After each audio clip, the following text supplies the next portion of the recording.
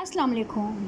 मैं गुलशन फ़ातिमा बल्तिस्तानी आज आपके साथ शेयर करूंगी आम और लसूड़े के मज़ेदार अचार की रेसिपी। आपने इस वीडियो को मुकम्मल देखना है क्योंकि दरमियान में मैंने कुछ ऐसी टिप्स बताई हैं जो कि आपके अचार को देर तक महफूज रखने में आपकी मदद करेंगी। अगर आपको मेरी ये वीडियो पसंद आए तो मेरे चैनल को ज़रूर सब्सक्राइब कीजिएगा, साथ ही बेल आइकन का बटन है उसे ज़रूर प्रेस कीजिएगा। इससे मेरी आने वाली रेसिपीज़ का नोटिफिकेशन आपको मिल जाएगा। और हाँ, लाइक का बटन ज़रूर दबाइएगा। तो चलें फिर आम और लसूड़े का अचार डालना सीखते हैं। ये कुछ अज्जा हैं, आप इन्हें नोट कर लीजिए, ये तमाम अचार में डलेंगे। तो सबसे पहले मैंने कच्चे आम, जिनको कैरी और अंबिया भी कहा जाता है, तकरीबन 7 केजी के करीब ख़रीद कर इन्हें अच्छे तरीके से पानी से धो लिया और इनको 4 पीसेस में कट कर लिया है। इनके दरमियान में से ये जो इसके बीज निकलेंगे, आपने इन्हें निकाल कर अलग कर लेना है, ये अचार में शामिल नहीं किए जाएंगे। अब आपने जो कैरियाँ काट कर रखी हैं, इसमें 500 ग्राम नमक शामिल कर लीजिए और अच्छे तरीके से मिलाकर इसे एक तरफ रख दीजिए। इसमें से पानी निकलना शुरू हो जाएगा। इस खट्टे पानी को आप एक बर्तन में अलग से इकट्ठा कर लें। आपने इस पानी को फेंकना नहीं है, ये पानी हमारे बहुत काम आने वाला है। तो चलें अब चलते हैं लसूड़ों की तरफ।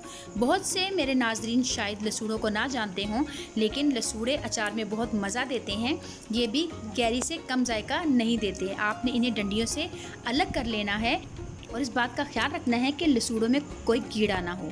इन लसूड़ों को आपने उबलते हुए पानी में 1 से 2 मिनट तक पका लेना है, ज़्यादा नरम नहीं होने देना। इसके बाद आप इसे छान लें और इसमें कोई पानी बाकी रहने ना दें। छानने के बाद आपने इन लसूड़ों को 1 से 2 दिन के लिए खुश्क करने के लिए रख देना है। परेशान ना हो, लसूड़े ख़राब नहीं होंगे। देखेंगे तकरीबन 3 से 4 दिनों में इन कैरियों में से पानी तकरीबन ख़त्म हो जाएगा।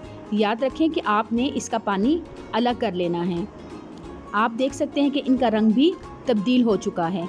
जैसे ही दूसरे दिन, तीसरे दिन जब भी इसका पानी खुश्क हो जाए, आप समझें कि आपका ये प्रोसेस मुकम्मल हो चुका है। आपने कैरियों से जो खट्टा पानी हासिल किया था, दूसरे दिन या तीसरे दिन आप इन लसूड़ों को उस पानी में भिगो दें। तकरीबन दूसरे दिन ही आपको अच्छा खासा पानी मिल जाएगा। आपने इन्हें 3 से 4 दिन तक उस पानी में भिगोकर रखना है।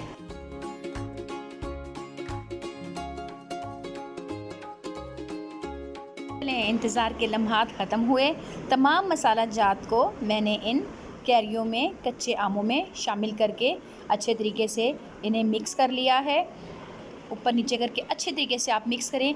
अच्छा, मसाले में आपकी मर्ज़ी है, अगर आप इनमें इजाफ़ा करना चाहते हैं तो कर सकते हैं, कमी करना चाहते हैं तो वो भी कर सकते हैं।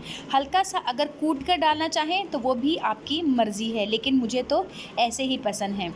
अच्छी तरह से इन्हें मिक्स करके मैं तकरीबन 4 से 5 घंटे तक रखना चाहूँ तो रख सकती हूँ। एक दिन भी रख लें तो कोई हर्ज नहीं है। लसूड़ों का पानी भी निकाल कर फेंक दीजिए। लसूड़े और लहसुन मैंने उस पानी में भिगो के रखे थे। अब आप देख सकते हैं मैंने इन्हें खुश्क कर लिया है। आप टिश्यू पेपर से खुश्क कर लें या 3-4 घंटे के लिए बाहर हवा में रख दें तो ये खुद ब खुद खुश्क हो जाएंगे। अब मैंने तमाम कैरियों को, लसूड़े को इस बाल्टी में डाल दिया है। इसके साथ मैं कुछ अदरक के पीसेस भी डाल दिए हैं, लहसुन भी डाल दिया है। आप देख सकते हैं कि ये तमाम चीज़ें इसमें शामिल हो चुकी हैं। अब हम इन्हें अच्छे तरीके से मिला लेंगे, मिक्स कर लेंगे। आप इन्हें अच्छे तरीके से मिला लें। आप देख सकते हैं कि तमाम मसाला जात, लसूड़े, कैरी, अदरक, लहसुन के जवे को अच्छे तरीके से मिक्स कर लें। आप देख सकते हैं कि तमाम मिक्स हो चुके हैं। अब हम इसमें सरसों का तेल डालेंगे।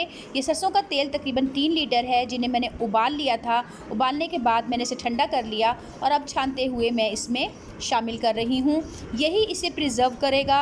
अगर आपका अचार यानी आम वगैरह इस तेल से बाहर रहेंगे तो उसमें फंगस लग सकती है। तो आपने इस चीज़ का ख्याल रखना है कि आपका अचार इस तेल में डूबा रहे।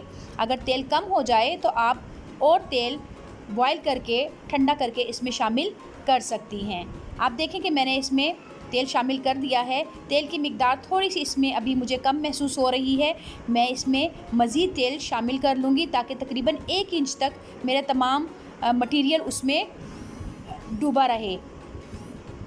आप देख सकते हैं, आप इसे अच्छी तरह दबा लीजिए। अभी मेरा लेवल तकरीबन बराबर है, लेकिन इसमें मज़ीद अगर तेल डालूँगी तो तकरीबन ये लेवल थोड़ा सा ऊपर आ जाएगा, जो मेरे अचार को ख़राब होने से बचाएगा। ये तरीका अचार डालने का मैंने अपनी वालदा से सीखा है। आप देखेंगे इंशाल्लाह ताला ये अचार अगर आप 2 साल भी रखते हैं तो इसमें कोई ख़राबी नहीं होगी, ना कोई फंगस लगेगी और ना ही इसके जायके में कोई फ़र्क आएगा।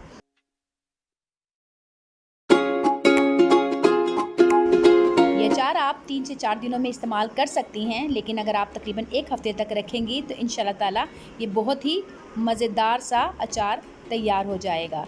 आपने इस अचार को हवा नहीं लगने देनी और एयर टाइट जार में बंद करके रखना है। रेसिपी पसंद आई है तो मेरा चैनल ज़रूर सब्सक्राइब करें और बेल आइकन को भी ज़रूर दबाएं ताकि आइंदा मेरी रेसिपी आप तक पहुंच सके।